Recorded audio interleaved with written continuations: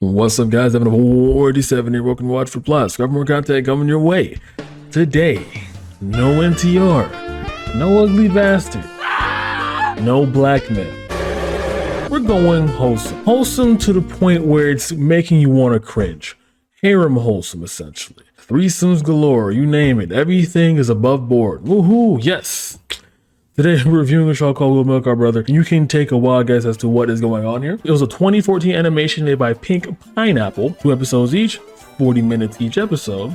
And there isn't any much filler. And on top of that, there's a split and there's different universes, right? Once you got used to this, once you tired out of all the avenues you could have watched, like the JRP dating games, you pick different paths for the girls you want to date. You go to another one with different scenario, different character, different everything. And that's what it has here. One of the benefits that this show has, and it also is similar to another show I reviewed called Shikayoko Naru Toki Mo Hamaru no Toki Mo. They're very similar, very short, very compact, meant to make you enjoy this wholesomely, in a sense where the main character who is getting dominated in a very hilarious manner. There are a few contexts here and there that I will delve into a bit deeper that does make it, you know, kind of, I want to say upper echelon for what this genre is for the most part. But regardless, it's going to be very short because it's very straightforward. So we have our main character for the first universe. His name is Ryu. Ryu is going to his family's summer house for some reason. I don't know what it is. Someone's driving there like this Pokemon Emerald, like the very first scene, like they're driving you in the back of a moving truck. You're just moving around that shit, just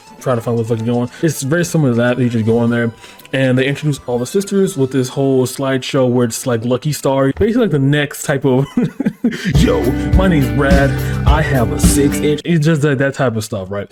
And once it's done with the introductions, you go straight into basically trying to humiliate Ryu as much as they possibly can. R.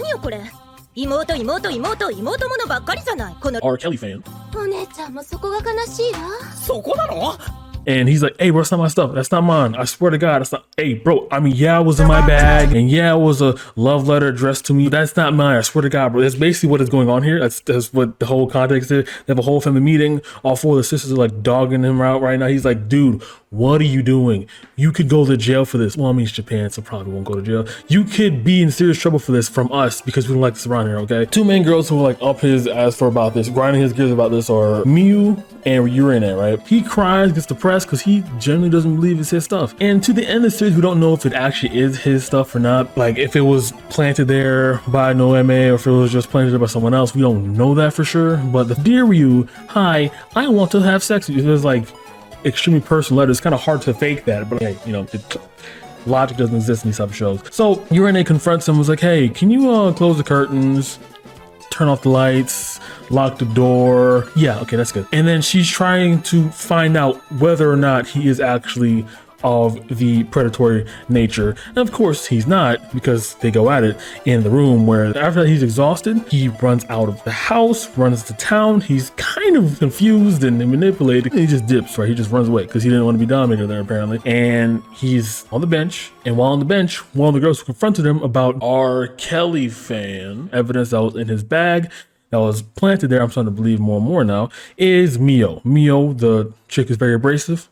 Now she's pulling the tsundere act. It's like, oh, well, I mean, hey, you know, now that I think about it for like 2 seconds, it might not have been yours because you haven't had any proof of trying to be that predatory before in the past. And I don't know. She's doing the tsundere aspect right there, trying to understand him, empathetic. And he gets a phone call in the middle of their conversation, in the middle of the restaurant. He picks it up and it's Urene, just like, hey, you know, yeah, what we did last night, it was kind of crazy. Mio takes a phone. Urene basically just lists down every single thing they've done last night, which coincidentally Mio happened to hear because again, she took his phone. And the moment she heard that, boom, they go to a romantic hotel room. And now she wants to determine whether or not he is actually a R. Kelly fan or not. It just, isn't this a wonderful way to find out if someone's actually what they are by going out with them? That just seems practical and understandable to me. You know, just go ahead, get that out of the way. And once they're done with that, Urene comes and meets Miyu and they're like, oh no, you can't love him, I love him more. No, I love him more. And they're just going at it combatively,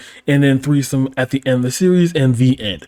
So question is, do we ever find out that was his stuff? No, we don't ever find out that's his stuff. Another question, why are they so motivated to make sure that he wasn't a R. Kelly fan? I don't know that either. Maybe they just want to have better conscience. I don't know. Why are they so pressed about it? A lot of these questions we're never going to get answers to, because guess what? Like I said before, clean break, we're on Universe 2, Episode 2. Something else entirely different that isn't any of this stuff I was mentioning before. So forget everything I just said from the past, whatever I was talking about. We're going on Episode 2. Let's just move on. Boom, Episode 2. Another pair, group, trifecta. And they are Ritsuki, Minetuka, Mashiro, and Moran herself. So Moran isn't a part of the branch, the tree of familiar connections that Munetaka is.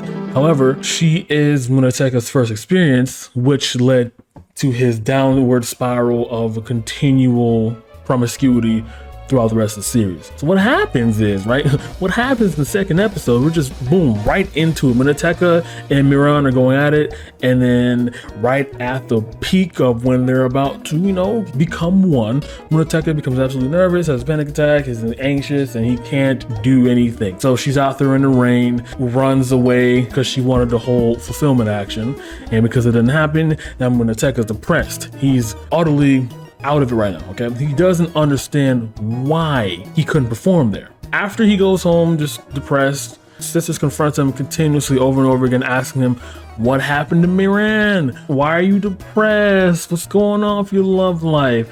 And then every single time he goes to explain to them, well, this happened.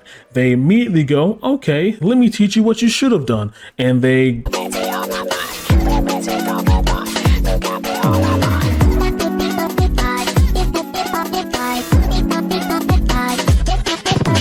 it happens with the lawyer chick, Ritsuka, who was very dominatrix-esque, the elder sister, you know, very, very dominated, very imposing, very intimidating. It happened with Mashiro, who was the actress who he was watching on the TV, and then boom, she came around. So it's like another parasocial aspect that you can add on top of there as well. And it was also happened with the tennis player who was on a massive poster board named Wakina. Right, she asked him same thing the second, third, except she was massively in love with him, and that's the end of that. Now, at the end of this, he was given an option to choose either one of the three to be his mentor in the sex counseling for the rest of his life. Essentially, that's the whole experience there, because what happened was right when Wakena was about to get in with him, Ritsuka came home and was like, no, you can't do this. You can't, this is gonna be a scandal, you're famous. If this comes out, you're gonna be ruined. So instead, let's let him choose. That doesn't solve any of the issues that you were bringing up. Matter of fact, I assume you'd probably be a terrible lawyer since you didn't even think about that for 2 seconds. However, again, logic. So he's given the option to choose one person, and he chooses two. So that, what was the point of even having the stakes in the first place if you're just gonna choose two people? And he chooses Ritsuka last, and first he chose Wakena because she loved him from the jump, and also he liked tennis players apparently. And that's how the series ends. So again, very wholesome for the most part, and even the manipulative aspects that were there, it's more or less targeting those who love being dominated and love just seeing the smaller, weaker man. Yeah, it's basically who milked our brother, and you can see what the title is there. They're essentially just harem non-stop revolving door consistently. Now, there were siblings in the first episode that really didn't get any playtime, Jesus Christ, but I think that's because they didn't want it to be an hour-long episode. I don't know that exactly, but yeah, I would say watch it if you're trying to get a cleanse from all the how about this? If you watch every single episode I've watched like a gauntlet for some reason, I am truly sorry for you. This might be a bit of a cleanser. It is a bit wonky, I'll be honest. It's basically like Kiss X Sis, except times 10 and a little bit worse. Speaking of that show, I probably should review that show next, huh? That sounds like a gold mine. I don't know why they do that. Well, I do know why. It's gonna be like 20,000 hours long of content. I'm really lazy. So yeah, all right guys, I don't have an outro, but if I did, it would matter because don't make fun of the video. Good night. Long story short, a harem with a dude who really is depressed. That's basically the whole summary of the show. Oh, a harem of 2 different dudes and 6 different women. There you go. Boom. Got him. I could have said all that in like 20 seconds, but I decided to stretch it out for an entire however long this video is, because there are little intrinsic details that had to be fleshed out. Obviously, you know, I had to tell you about Ritsuki being a lawyer. I had to tell you about Wakena being a tennis player. I had to tell you about Miyu being a dominating person so far, in the point that she's a tsundere, where she melted down and then ended up trying to become the replacement that you're in. I had to tell you all this stuff because, you know, it's in my mind. I had to get it out. And the demons. What am I even talking about at this point? I don't know. Goodbye.